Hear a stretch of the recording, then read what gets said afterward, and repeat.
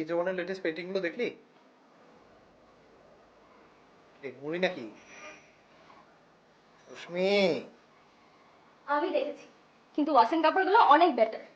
আমি না এটা বুঝতেই পারি না, তোরা কি করে এই দুজন পেন্টারকে কম্পেয়ার করিস? তুই তো সব জানিস আর সব না তা নয়, তোরা বন্ধ কর মাইলি, আর পারছি না।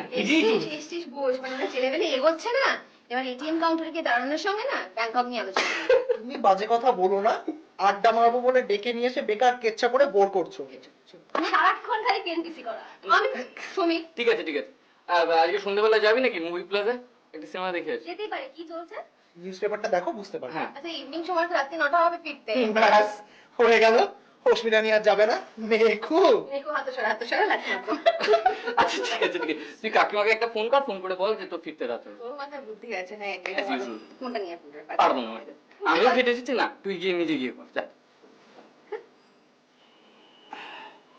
বানুপুর একটা গান শুনি। হয়ে গেল।